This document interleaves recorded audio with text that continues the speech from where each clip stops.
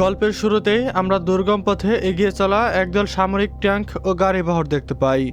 তারা একটি গুরুত্বপূর্ণ মিশন সম্পূর্ণ করার উদ্দেশ্যে সামনে এগিয়ে যাচ্ছিল, কিন্তু হঠাৎ মাঝপথে একটি ট্যাঙ্ক থেমে যায়। বিষয়টি দেখে অন্য একটি ট্যাঙ্ক থেকে আমাদের গল্পের নায়ক জ্যাক সে বাইরে বেরিয়ে আসে। সে জানতে চায় ট্যাঙ্কটাকে কে থামিয়েছে। জবাবে আরেকজন সৈনিকও বাইরে এসে উল্টো জ্যাককেই বলে যদি তার সমস্যা হয় তাহলে সে যেন সামনে এগিয়ে যায়, তাদের জন্য কেন অপেক্ষা করছে। দুইজনের মধ্যে কিছুক্ষণ তর্কাতর্কি চলল, খুব দ্রুতই বোঝা যায় পুরো ব্যাপারটাই ছিল মজা, কারণ দুই সৈনিক আসলে আপন ভাই। মূলত জ্যাকের ভাই ইচ্ছে করেই ট্যাঙ্কটিতে সমস্যা তৈরি করেছিল, যাতে পুরো দল কিছুক্ষণের জন্য থেমে বিশ্রাম নিতে পারে। আর জ্যাক যখন ট্যাঙ্কটিকে ঠিক করার কাজে ব্যস্ত, তখন তার ভাই তাদের পুরনো স্বপ্নের কথা মনে করিয়ে দেয়। তাদের দুজনেরই স্বপ্ন ছিল আর্মিতে রেঞ্জার ট্রেনিং সম্পূর্ণ করে রেঞ্জার হওয়া। জ্যাকের ভাই জানায় সে সব কিছু খোঁজ নিয়ে দেখেছে, আর মাত্র 2 মাস পর জুনে তাদের ট্রেনিং শুরু হবে। তারা দুজন একই সঙ্গে সেই প্রশিক্ষণ শেষ করে রেঞ্জার হতে পারবে। কিন্তু জ্যাকের নিজের ওপর তেমন বিশ্বাস ছিল না। সে মনে করে তার বয়স এখন অনেক বেড়ে গেছে, তাই এত কঠিন ট্রেনিং শেষ করা তার পক্ষে সম্ভব নাও হতে পারে। তখন তার ভাই জানায় সে প্রয়োজনীয় সব শর্ত যাচাই করেছে এবং তাদের দুজনেরই এই প্রশিক্ষণে অংশ নেওয়ার যোগ্যতা রয়েছে। ভাইয়ের জোরাজোরিতে শেষ পর্যন্ত যে কেউ রাজি হয়ে যায়। সে বলে এত যখন বলছিস তাহলে চেষ্টা করেই দেখা যাক, তবে রেঞ্জার হওয়ার স্বপ্ন পূরণের আগে তাদের সামনে আরও একটি কাজ করা বাকি, এই মিশনটি সফলভাবে শেষ করা। জ্যাক আবার নিজের ট্রাকের দিকে ফিরে যেতে শুরু করে, কিন্তু ঠিক তখনই পরিস্থিতি পুরোপুরি বদলে যায়। হঠাৎ বিদ্রোহীরা তাদের উপর আক্রমণ চালায়। একের পর এক ট্যাঙ্ক বিস্ফোরণে উড়ে যেতে থাকে। চারদিকে শুরু হয় প্রচণ্ড গোলাগুলি। বহু আমেরিকান সৈনিক ঘটনাস্থলেই প্রাণ হারায়। এই হামলায় জ্যাকও গুরুতরভাবে আহত হয়। কিছু সময় পর তার জ্ঞান ফিরলে সে নিজের কথা না ভেবেই প্রথমেই তার ভাইকে খুঁজতে শুরু করে। অবশেষে সে দেখতে পায় তার ভাই এখনো জীবিত, তবে গুরুতর আহত অবস্থায় মাটিতে পড়ে আছে। ঠিক এরপরই জ্যাকের ঘুম ভেঙে যায়। সে নিজেকে দেখতে পায় আরও অনেক সৈনিকের সঙ্গে একটি বাসের ভিতরে বসে আছে। তখনই পরিষ্কার হয় শুরুতে আমরা যে ঘটনা দেখছিলাম সেটি আসলে 2 বছর আগেকার ঘটনা, কিন্তু সেই দিনের স্মৃতি এখনও জ্যাক ভুলতে পারেনি, কারণ ওই হামলাতেই সে তার ভাইকে হারিয়েছিল। বর্তমানে জ্যাক তার ভাইয়ের অসম্পূর্ণ ইচ্ছা পূরণ করতে সেখানে এসেছে। আজ তার ভাই পাশে নেই, কিন্তু তার স্বপ্নটাকে নিজের স্বপ্ন বানিয়ে রেঞ্জার হওয়ার জন্য জ্যাক একাই এগিয়ে এসেছে। দেশের বিভিন্ন প্রান্ত থেকে আরও অনেক সৈনিক এখানে এসেছে। ক্যাপ্টেন তাদের সবাইকে জানিয়ে দেয় তাদের হাতে সময় মাত্র 4 সপ্তাহ। এই সময়ের মধ্যে নিজেদের যোগ্যতা প্রমাণ করে পুরো প্রশিক্ষণ শেষ করতে হবে। আর শেষ সপ্তাহে তাদের একটি বিশেষ মিশন সম্পূর্ণ করে নির্ধারিত ফিনিশ লাইন অতিক্রম করতে হবে।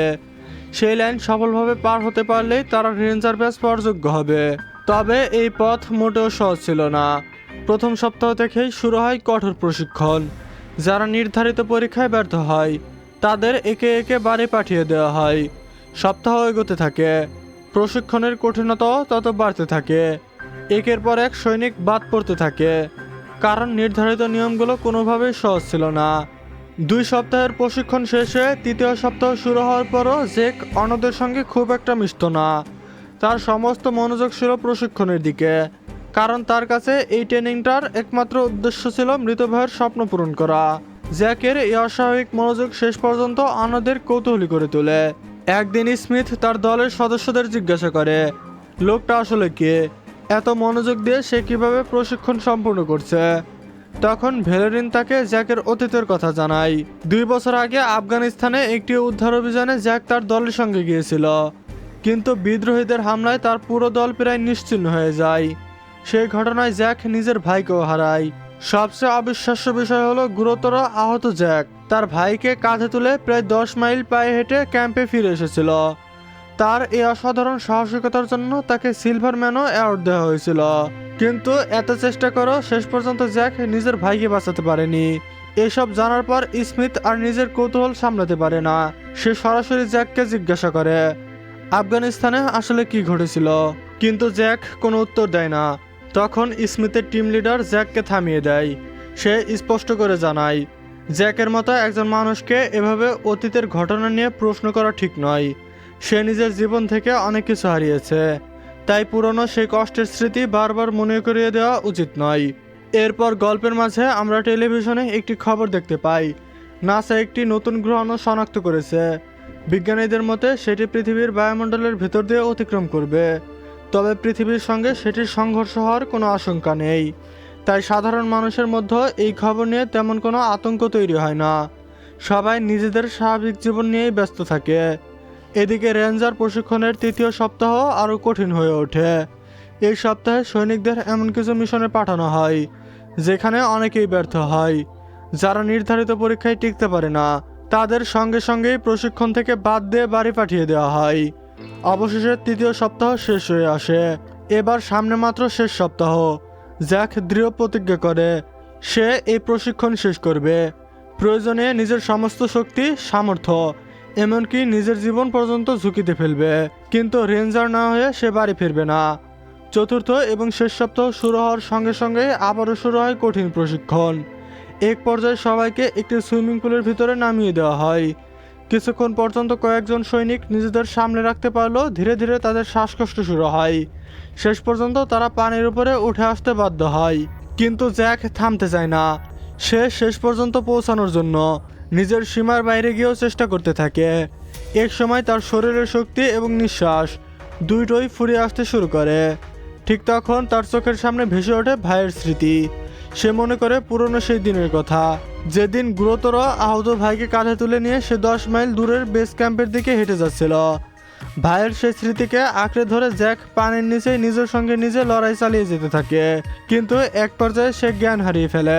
সঙ্গে সঙ্গে অন্য সৈনিকরা তাকে পানি থেকে তুলে বাইরে নিয়ে আসে। তার শরীরের ভেতর অনেকটা পানি ঢুকে গিয়েছিল। কিছুক্ষণ পর তার শরীর থেকে পানি বের করে দেওয়ার পর সে ধীরে ধীরে স্বাভাবিক অবস্থায় ফিরে আসতে শুরু করে। এই ঘটনার পর ক্যাপ্টেন জ্যাককে নিজের অফিসে ডেকে পাঠায়। সেখানে ক্যাপ্টেন তাকে সরাসরি জানিয়ে দেয় তাকে এই প্রশিক্ষণ থেকে বাদ দেওয়া হচ্ছে এবং এখন তার বাড়ি ফিরে যাওয়া উচিত।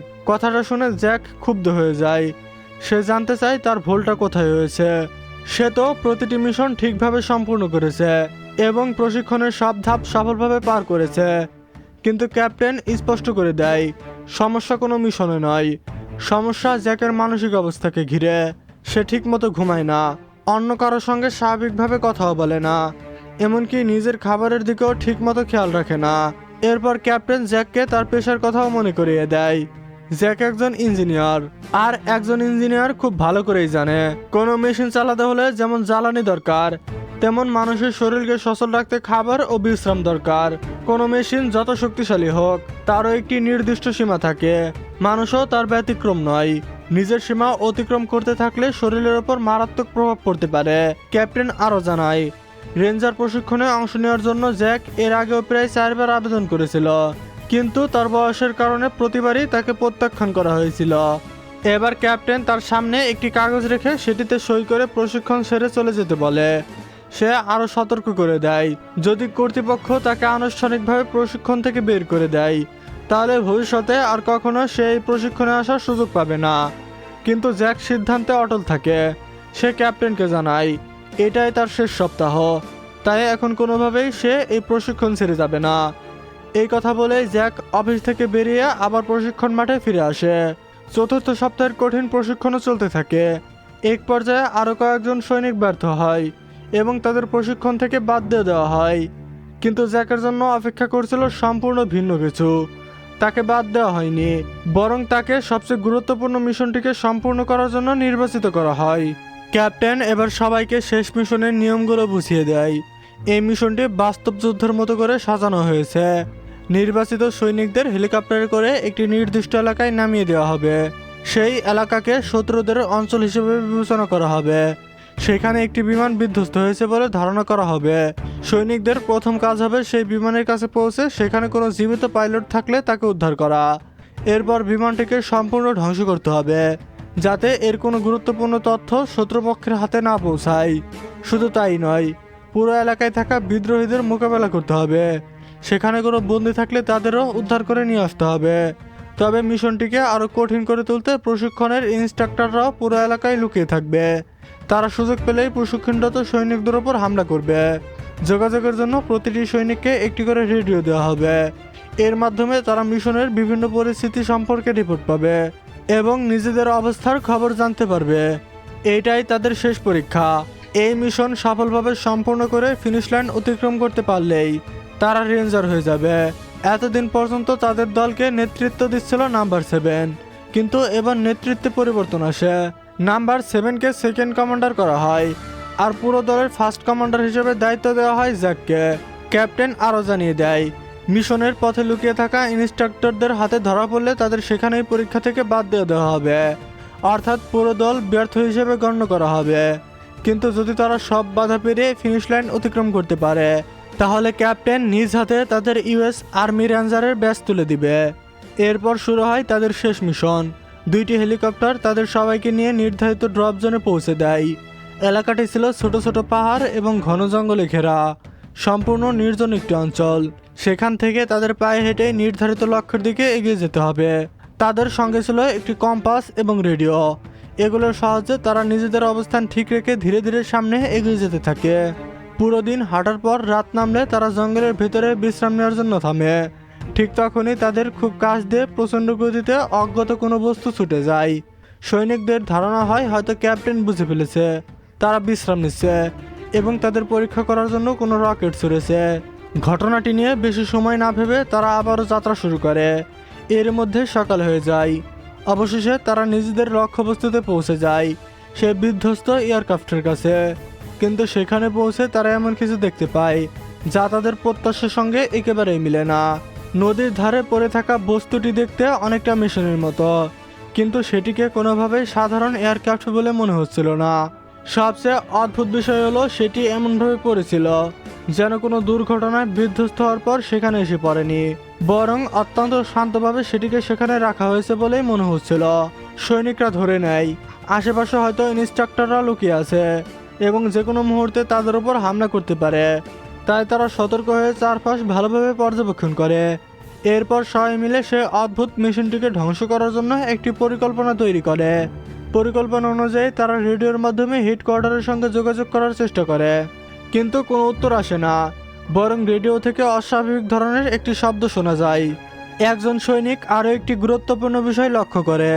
সে জানায় তাদের দেওয়া কোঅর্ডিনেট অনুযায়ী তারা এখনও টার্গেট থেকে প্রায় 100 মাইল দূরে অবস্থান করছে, কিন্তু কেউ বিষয়টিকে খুব একটা গুরুত্ব দেয় না, কারণ 100 মিটার দূরত্ব খুব বেশি নয়। তার উপর এই ঘন জঙ্গলের মধ্যে এত বড় কোনো এয়ারক্রাফট বা মেশিন অন্য কেউ রেখে যাবে এমনটাও তাদের কাছে অসম্ভব বলে মনে হয়। তাদের ধারণা হয় হয়তো এটিও একটি প্রশিক্ষণের কোনো অংশ। আসল এয়ারক্রাফটের পরিবর্তে ইচ্ছে করে অন্য কোনো মেশিন সেখানে রাখা হয়েছে যাতে তারা বিভ্রান্ত হয়। তাই কোঅর্ডিনেটের দিকে আর বেশি গুরুত্ব না দিয়ে তারা চোখের সামনে থাকা মেশিনটিকেই নিজেদের আসল টার্গেট ধরে নেয়। পরিকল্পনা অনুযায়ী সবাই ধীরে ধীরে নিচের দিকে নামতে শুরু করে। মেশিনটিকে বিস্ফোরণে ধ্বংস করার জন্য প্রত্যেকেই নিজের নিজের অবস্থান নিয়ে নেয়। মেশিনটির কাছে যাওয়ার আগে তারা আবারও একবার চারপাশ পরীক্ষা করে দেখে কোনো ইনস্ট্রাক্টর লুকিয়ে আছে কিনা। ঠিক সেই মুহূর্তে জ্যাক দূরে কোনো একটি বস্তু দেখতে পায়, কিন্তু তখনও সে সেই অদ্ভুত জিনিসটির দিকে বিশেষ কোনো গুরুত্ব দেয় না। তবুও জ্যাকের মনে কোঅর্ডিনেট নিয়ে একটা সন্দেহ থেকেই যায়। তাই নিশ্চিত হওয়ার জন্য সে একাই জঙ্গলের ভিতরে এগিয়ে যায় আসল টার্গেট সেখানে আছে কিনা সেটা যাচাই করতে। এদিকে জ্যাকের অনুপস্থিতিতে বাকি সৈন্যরা তাদের পরিকল্পনা অনুযায়ী মেশিনটির চারপাশে বিস্ফোরক প্রস্তুত করতে শুরু করে। পুরো টিম নির্ধারিত জায়গায় বিস্ফোরক বসিয়ে দেয়। তাদের পরিকল্পনা ছিল বিস্ফোরণের মাধ্যমে শত্রুদের অবস্থান প্রকাশ্যে আনা এবং এরপর পাল্টা আক্রমণের জন্য প্রস্তুত থাকা। কিন্তু ঠিক তখনই জ্যাক জঙ্গলের ভিতরে আসল টার্গেটটি খুঁজে পায়, একটি পুরনো বিধ্বস্ত জেট বিমান। জ্যাক সঙ্গে সঙ্গে নিজের দলের কাছে ফিরে যাওয়ার জন্য ছুটতে শুরু করে, কিন্তু সে তাদের থামানোর আগেই বিস্ফোরণগুলো সক্রিয় হয়ে যায়। প্রচণ্ড বিস্ফোরণে চারপাশ কেঁপে ওঠে, কিন্তু ধোঁয়া সরে যাওয়ার পর সৈনিকরা অবাক হয়ে দেখে সেই মেশিনটির গায়ে বিস্ফোরণের কোনো প্রভাবই পড়েনি, বরং পরের মুহূর্তেই সেটি সক্রিয় হয়ে ওঠে। একটি বিশাল রোবটের মতো মেশিন ধীরে ধীরে তাদের সামনে এসে দাঁড়ায় এবং পুরো দলকে স্ক্যান করতে শুরু করে।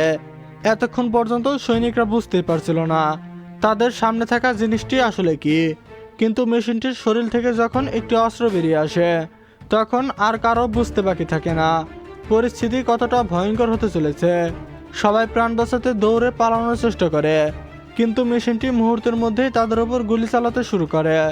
এর অস্ত্র থেকে বের হওয়া গোলাগুলো কোনো সাধারণ বুলেট ছিল না। আঘাত লাগার সঙ্গে সঙ্গেই সৈনিকদের শরীর ছিন্ন ভিন্ন হয়ে যেত। এক মুহূর্তের মধ্যেই পুরো এলাকা পরিণত হয়ে যায় মৃত্যুর ফাঁদে। বাকি সৈনিকরা তখন প্রাণপণে জঙ্গলের দিকে পালাতে থাকে। ঠিক সেই সময় তাদের কাছেই একটি বিস্ফোরণ ঘটে। প্রচণ্ড ধাক্কায় তারা পাহাড়ের ঢাল বেয়ে নিচের দিকে ছিটকে পড়ে। উঁচু জায়গা থেকে পড়ার কারণে অনেক সৈনিক গুরুতরভাবে আহত হয়, আবার কেউ কেউ ঘটনাস্থলেই মারা যায়। জ্যাকও আহত হয়েছিল, কিন্তু তখনও সে সচেতন ছিল। তাই সময় নষ্ট না করে সে আহত সৈনিকদের নিরাপদ জায়গায় সরিয়ে নিতে শুরু করে, কারণ মেশিনটি যে কোনো মুহূর্তে তাদের অবস্থান খুঁজে পেতে পারে। এখানে নাম্বার 7-এর পা গুরুতর আহত হয়। এদিকে তাদের যোগাযোগ ব্যবস্থা পুরোপুরি নষ্ট হয়ে যায়। একজন সৈনিক জানায়, যাকে রেডিও সহ শেষবারের মতো উপরে দেখা গিয়েছিল সে এখনো সেখানেই রয়েছে। যদি সেই রেডিও উদ্ধার করা যায় তাহলে হয়তো হেডকোয়ার্টারের সঙ্গে আবার যোগাযোগ করা সম্ভব হবে। জ্যাক তাই ঝুঁকি নিয়ে পাহাড়ের উপরে ফিরে যায়, কিন্তু সেখানে পৌঁছে সে দেখতে পায় রেডিওর সঙ্গে থাকা সৈনিক ইতিমধ্যেই মারা গেছে। রেডিওটি ধ্বংস হয়ে গেছে। ঠিক তখনই জ্যাক আরও ভয়ঙ্কর একটি বিষয় বুঝতে পারে। মিশনটি কোনো নির্দিষ্ট জায়গায় দাঁড়িয়ে নেই, সেটি দুই পায়ে হেঁটে ধীরে ধীরে তাদের অনুসরণ করছে। জ্যাক সেখানে আরও একজন আহত সৈনিককে দেখতে পায়, কিন্তু তার চোখের সামনে মিশনটি সেই সৈনিককে মুহূর্তের মধ্যেই হত্যা করে ফেলে। কোনোভাবে নিজেকে বাঁচিয়ে জ্যাক দ্রুত নিচে ফিরে আসে এবং সবাইকে জানায় মিশনটি এখনও তাদের পথ অনুসরণ করে এগিয়ে আসছে, তাই এখানে আর এক মুহূর্তও থাকা যাবে না। পাহাড়ের ঢাল বেয়ে নিচে নামার জন্য তারা দড়ি ব্যবহার করার সিদ্ধান্ত নেয়। সবাই দ্রুত নিজেদের দড়ি প্রস্তুত করে নিচে নামতে শুরু করে, কিন্তু নাম্বার 7 এর জন্য কাজটা ছিল সবচেয়ে কঠিন। তার পায়ে এতটাই আহত ছিল, স্বাভাবিকভাবে নিচে নামার মতো কোনো অবস্থাতেই সে ছিল না। এরই মধ্যেই আবারও মেশিনটি তাদের কাছে পৌঁছে যায়। দড়ি ধরে থাকা একজন সৈনিক মেশিনটির নিশানায় পড়ে যায়। মুহূর্তের মধ্যেই মেশিনটি তাকে গুলি করে হত্যা করে। তার হাত থেকে দড়ি ছুটে যায়, নাম্বার 7 নিয়ন্ত্রণ হারিয়ে নিচে পড়ে যায়। বাকি সৈনিকরা তখন পাহাড়ের আড়ালে লুকিয়ে নিজেদের বাঁচানোর চেষ্টা করে। মেশিনটি এবার স্ক্যানার চালু করে তাদের অবস্থান খুঁজতে থাকে। সবাই আড়ালে লুকিয়ে থাকলেও নাম্বার 7-এর আহত বা মেশিনটির স্ক্যানার ভিতরে চলে আসে। মেশিনটির সঙ্গে সঙ্গে তাদের উপস্থিতি শনাক্ত করে ফেলে। তারপর আবার শুরু হয় গুলিবর্ষণ। সৈনিকরা প্রাণপণে জঙ্গলের দিকে ছুটতে থাকে, কিন্তু মেশিনটি বুঝতে পারে শুধু গুলি চালিয়ে তাদের থামানো যাচ্ছে না, তাই এবার তাদের উপর বিস্ফোরক ছুটতে শুরু করে। পরিস্থিতি আরো ভয়াবহ হয়ে ওঠে। তারপরও জ্যাক এবং বাকি সৈনিকরা নাম্বার 7-কে ফেলে যায় না। গুরুতর আহত অবস্থাও তারা তাকে সঙ্গে নিয়ে নিরাপদ জায়গায় উঠে আনে। জ্যাক তার আহত পা সোজা করে দেয় এবং তাকে স্ট্রেচারে শুয়ে দেয়। প্রচণ্ড ব্যথায় একসময় সে অচেতন হয়ে পড়ে। এখন তাদের একমাত্র লক্ষ্য হলো দ্রুত গ্রামের দিকে পৌঁছানো। সেখানে হয়তো তারা সামরিক বাহিনীর কাছ থেকে সাহায্য পেতে পারে। সৈনিকরা নাম্বার 7-কে কাঁধে তুলে নিয়ে আবারও যাত্রা শুরু করে। কিছু দূর সামনে এগোতেই তাদের সামনে একটি প্রবল স্রোতের নদী এসে পড়ে। নদীর স্রোত এতটাই তীব্র ছিল সরাসরি সাঁতরে পার হওয়া প্রায় অসম্ভব। তবুও সামনে এগোনোর জন্য নদী পার হওয়া ছাড়া তাদের আর কোনো উপায় ছিল না। জ্যাক ঝুঁকি নিয়ে প্রথমে নদী পার হওয়ার সিদ্ধান্ত নেয়। প্রবল স্রোতের বিরুদ্ধে এগিয়ে যেতে যেতে সে পানির নিচে প্রায় দীর্ঘ সময় শ্বাস ধরে রাখে এবং শেষ পর্যন্ত কোনোভাবে নদীর ওপরে পৌঁছে যায়। সেখানে একটি গাছের সঙ্গে দড়ি বেঁধে সে একটি অস্থায়ী জিপ লাইন তৈরি করার ব্যবস্থা করে। পরিকল্পনা ছিল দড়ির সাহায্যে একে একে সবাইকে নদীর উপরে নিয়ে যাওয়া এবং নাম্বার 7-কে নিরাপদে পার করে দেওয়া। একজন সৈনিক প্রথমে নাম্বার 7-কে নিয়ে নদীর উপর দিয়ে পার হওয়ার চেষ্টা করে, কিন্তু মাঝপথে স্ট্রেচারে ক্লিপ আটকে যায়। সে ক্লিপটি ছাড়ানোর চেষ্টা করতে থাকে। পরিস্থিতি সামলাতে গিয়ে সে নিজেই নাম্বার 7-এর সঙ্গে ঝুলে পড়ে। তাদের বিপদে পড়তে দেখে জ্যাক সঙ্গে সঙ্গে সাহায্যের জন্য এগিয়ে আসে, কিন্তু নাম্বার 7-কে উদ্ধার করার আগেই মেশিনটি সেখানে এসে পৌঁছে যায়।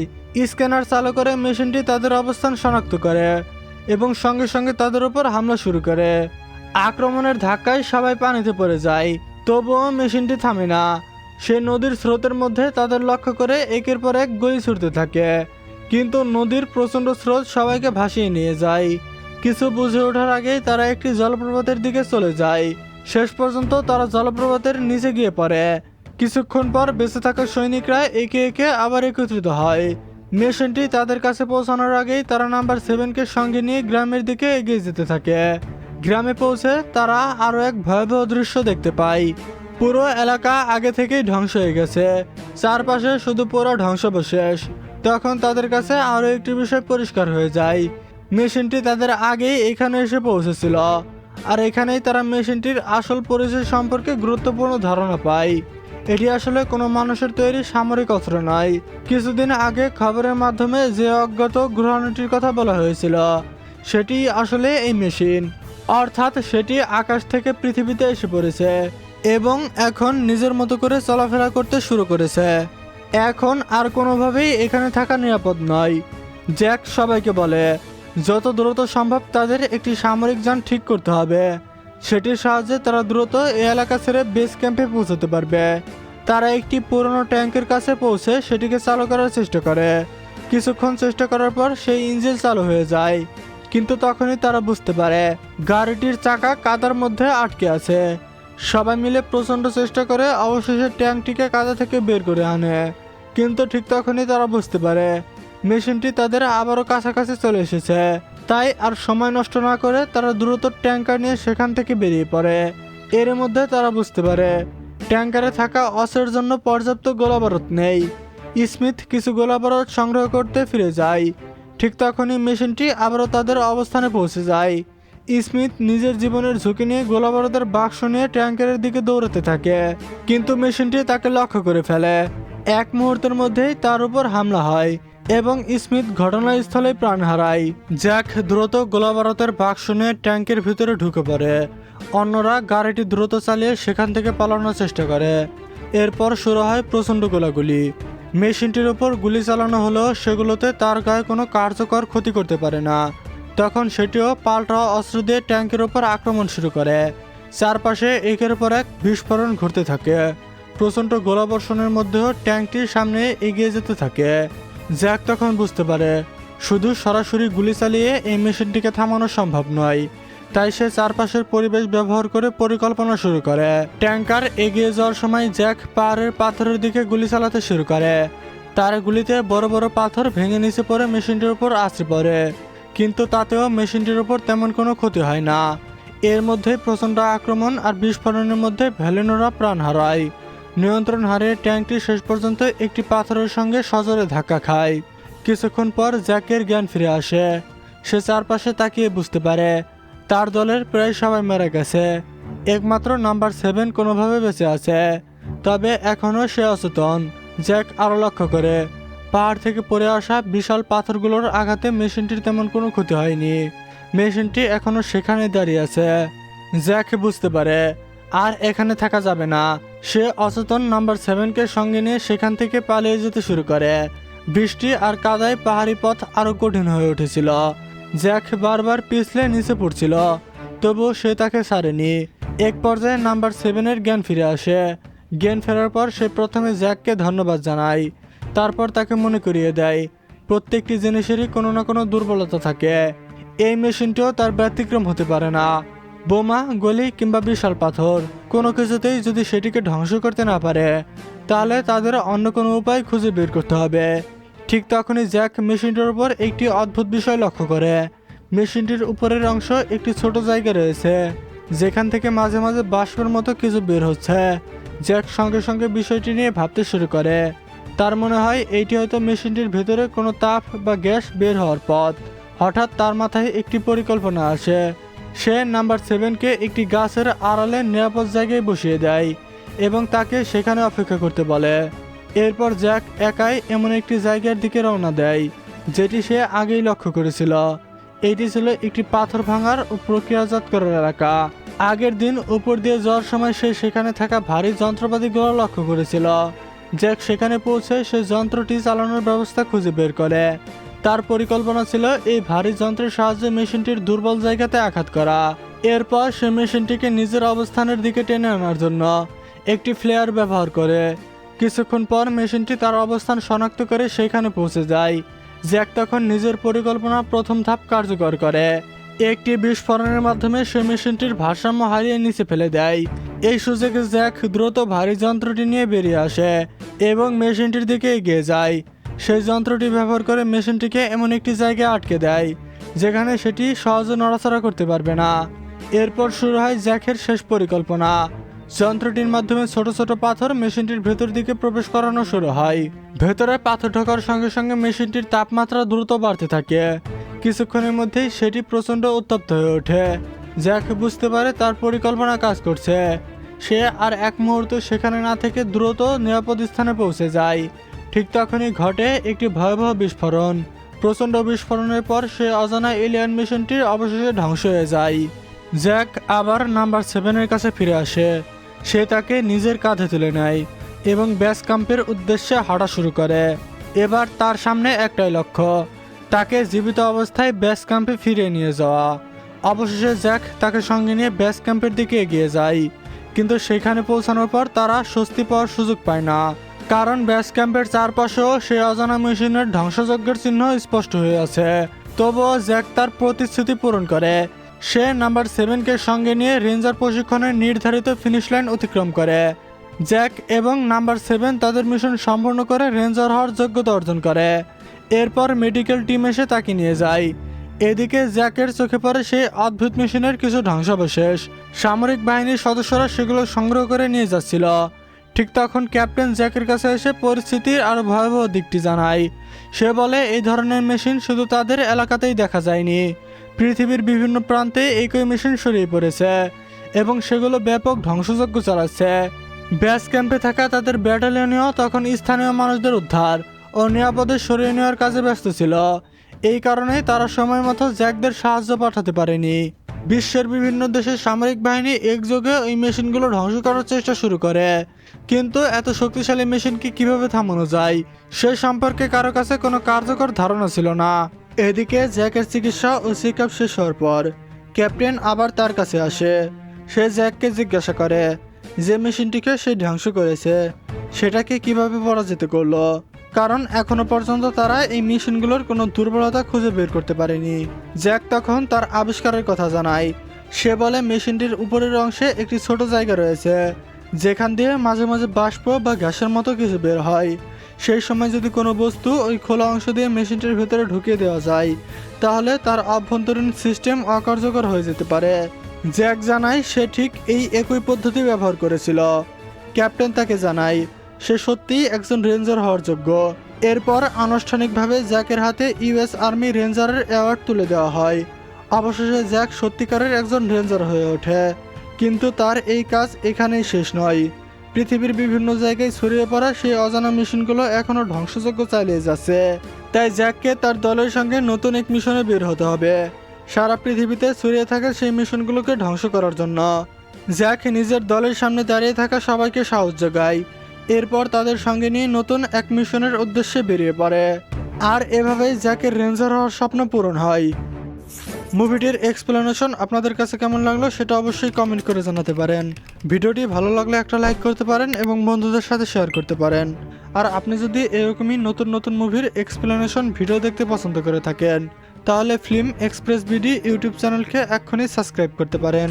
দেখা হচ্ছে নতুন কোনো মুভির এক্সপ্লেনেশন নিয়ে। সে পর্যন্ত সবাই ভালো থাকবেন, সুস্থ থাকবেন। ধন্যবাদ।